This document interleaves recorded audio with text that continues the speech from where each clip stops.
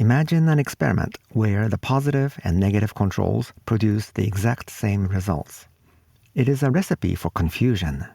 We will go deep into the detective work of troubleshooting a life science experiment. We will follow the processes that the researchers took as they confront the puzzling results. Let's explore the importance of open-mindedness and the surprising twists that can occur in scientific research. Hi everyone, welcome to the Foundational Skills in Life Sciences podcast. I'm your host, Dr. Synaptologica. We discuss the skills that life science scholars learn, use, and improve throughout professional activities. Your benefit is expressed in my motto, learn the skills, enjoy academic life. Last episode. In the last episode, episode 19, we talked about a life science experiment that failed, even in the hands of seasoned experimenters. We have set the stage for understanding the problem, but we have not gone into the reason why they encountered the problem and how they solved the problem. Review of the experimenter's intention and experimental design. Let's review what the experimenters had been trying to do and how they designed the new experiment. We need this information to think about the details today and in the following episodes. In this experiment, the experimenters were trying to show that a specific function of specific cultured cells would be increased by treating the cells with a certain chemical compound. The overall design was to do experiments in 2 steps. In the first step, they would do a pilot experiment. They would compare only 2 groups of cells, positive control and negative control. They would confirm the effect of a chemical compound in the positive control by comparing it with the negative control. In a positive control, the cells would be treated with an active form of a chemical compound, and the active form is expected to increase the cell function. In a negative control, the cells would be treated with an inactive form of the same compound, and the inactive form is expected not to change the cell function. This negative control group is a mock treatment negative control. After the successful first step, in the second step, the experimenters would examine the effects of other chemical compounds as a test group. They would use the same positive and negative controls as a reference. Our story will focus on the first experiment, that is the pilot experiment, only with positive and negative controls. This was the problematic experiment that we will talk about. Just to let you know, after the experimenters solved the problem in the end, the pilot experiment worked well, and then the second experiment with other test compounds worked well too. Here are the 4 basic procedures in the protocol of the pilot experiment. 1. The cultured cells were maintained in the culture medium for 1 week before the experiment. During this culture period, the culture medium contained animal serum, which maintained a healthy environment for the cells. 2. On the day of the experiment, the experimenters replaced the old culture medium with a fresh medium and simply waited for 1 hour. During this stabilization period, the cell function was expected to calm down and stabilize at a baseline level because no stimulation was applied by the experimenters. 3. After the stabilization period, the experimenters applied the chemical compound to the culture medium and waited for 1 hour. During this treatment period, the cells in the positive control were expected to respond to the applied chemical and to increase their function. 4. After this treatment period, the experimenters measured the cell function. So the protocol of the pilot experiment involved 3 periods in sequence: the 1-week culture period, the 1-hour stabilization period, and then the 1-hour treatment period. After that, they measured the cell function. Result of the pilot experiment. The experimenters did the pilot experiment according to this protocol. They could measure the function of the cells in both positive and negative controls. The measurement values were non-zero. But in contrast to their expectation, there was no difference in those measured values between the two control groups. Because there was no difference, the logical conclusion was that the active compound did not increase the cell function. This was the problem. Comment. Before moving on, please let me define my term, the old culture medium, as opposed to the fresh culture medium.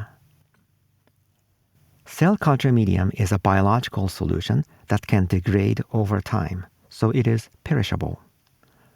But my adjective old does not mean an expired medium that has passed the expiration date set by the manufacturer. We do not want to use any commercial product that has passed its shelf life for our experiments. Instead, we would like to define the old and the fresh culture media in the following way. The old culture medium is the spent culture medium, which was already used to culture cells for some time. In our case, the cells were still bathed in this old medium during the culture period. In contrast, the fresh culture medium is the newly prepared culture medium that has not been used for cell culture yet. In some experiments, scientists prefer to use the old culture medium. There are advantages and disadvantages to using the old culture media. Advantages can include that the living cells would have secreted some materials into the solution, and those materials could be beneficial for cell growth and for other purposes. Disadvantages of using old culture media can include that the nutrients have been consumed by the cells so that not much can be remaining in the solution. Also, dying cells could have accumulated in the solution, which would be bad for further use of the media. So the old culture medium is not necessarily good or bad. It depends on how much and how long it was used, and it also depends on for what purpose you would like to use the medium. Now we have finished reviewing the basic information. Today's episode. Today, we will start seeing how the experimenters explored the reason why the experiment failed. During our discussion, we will see basically 4 things. 1. How the experimenters thought and discussed. 2. How they designed multiple experiments for troubleshooting. 3. How they finally found the reason why the experiment did not work in the original protocol. And 4. How they modified the original protocol to make the pilot experiment work well in the end. What I'm going to tell you is the approach that one group of experimenters took, but it does not mean that it would be the only correct way to solve a problem. There could be many other ways.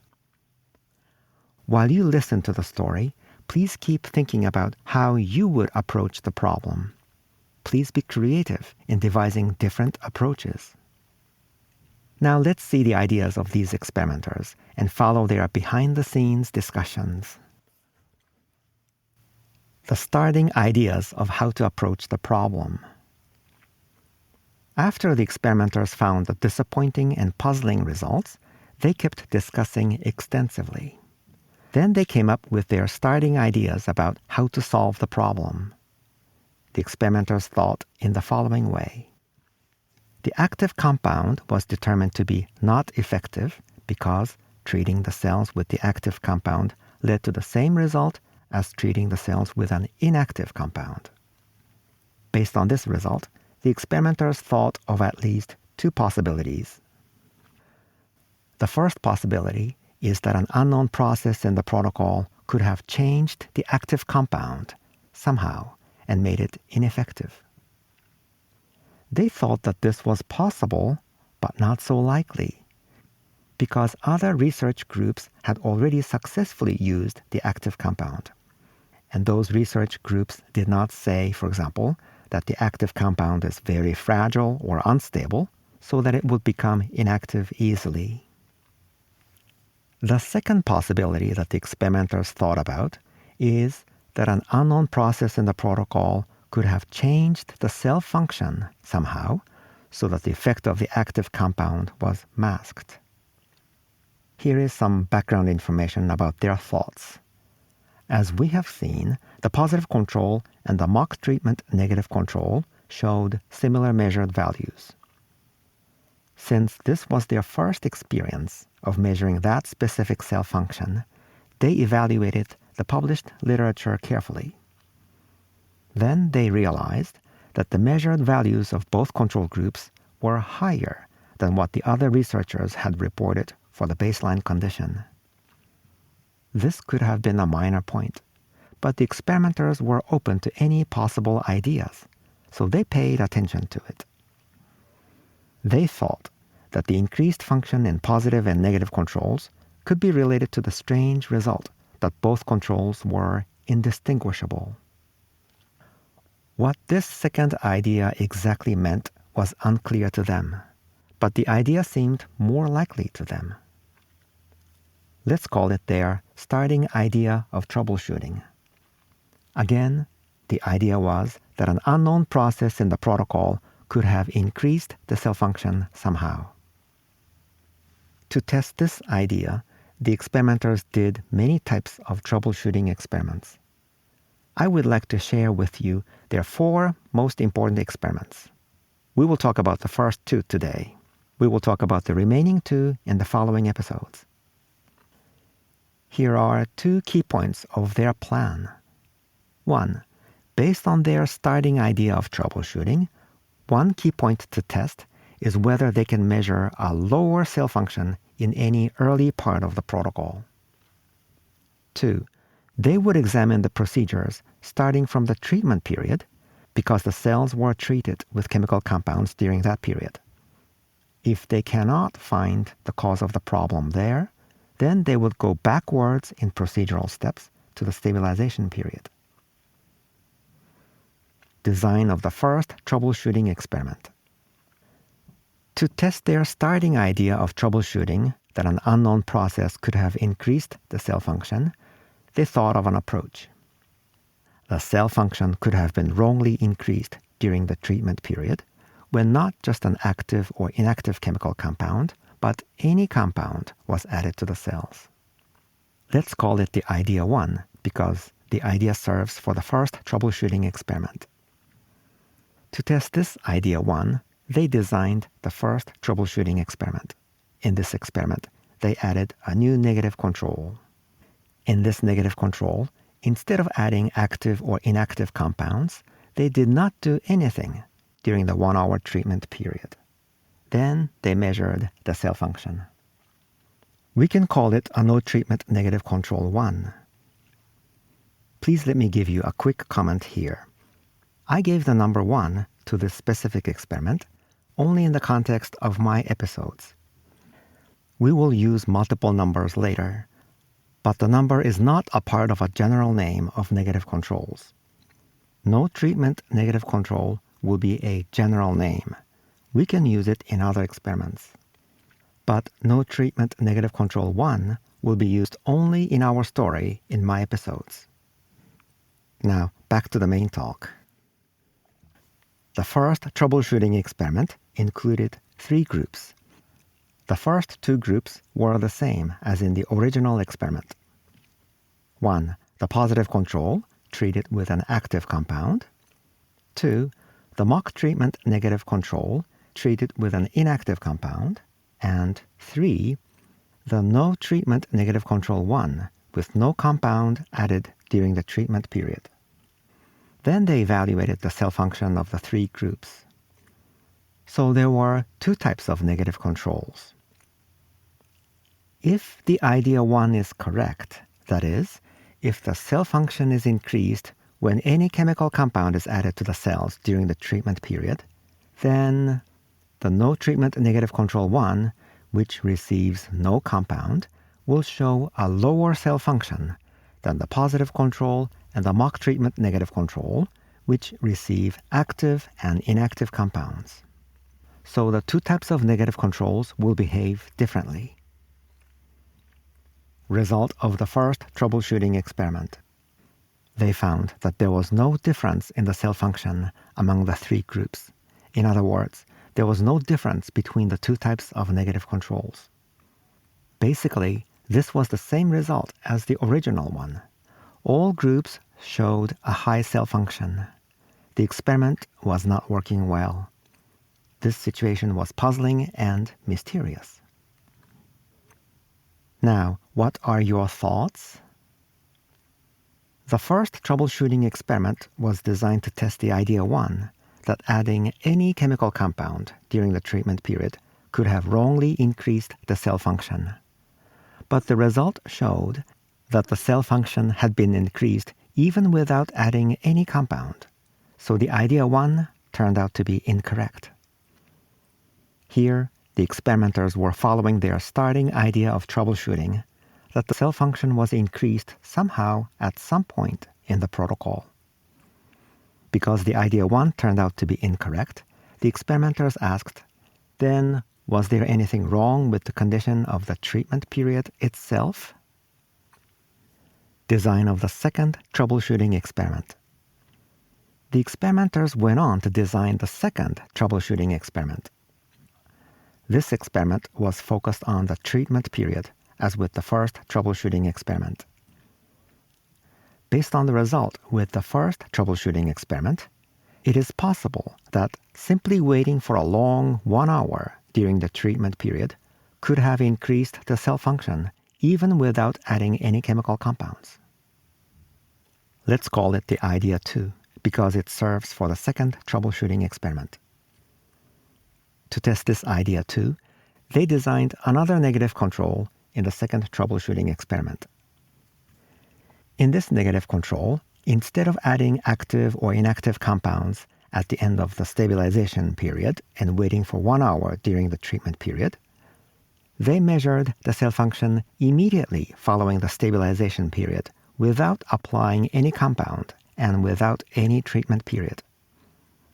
In other words, there was no waiting time after the stabilization period and before the measurement, so there was no treatment period. We can call it a no-treatment negative control too. The second troubleshooting experiment included 3 groups. The first 2 groups were the same as in the original experiment. 1, the positive control treated with an active compound. 2, the mock treatment negative control treated with an inactive compound. And 3, the no treatment negative control 2, measured immediately after stabilization period without any chemical compound and without a treatment period. Then they evaluated the cell function of the 3 groups. So, as in the first troubleshooting experiment, there were 2 types of negative controls. If the idea 2 is correct, that is, if the cell function is increased by keeping the cells simply in a long 1 hour treatment period, then the no treatment negative control 2, which did not have a treatment or a treatment period, will show a lower cell function than the positive control and the mock treatment negative control, which go through the treatment period. So the 2 types of negative controls will behave differently. Result of the second troubleshooting experiment. They found that there was no difference in the cell function among the 3 groups. In other words, there was no difference between the 2 types of negative controls. Again, basically, this was the same result as the original one. All groups showed a high cell function. The experiment was not working well. This situation remained puzzling and mysterious.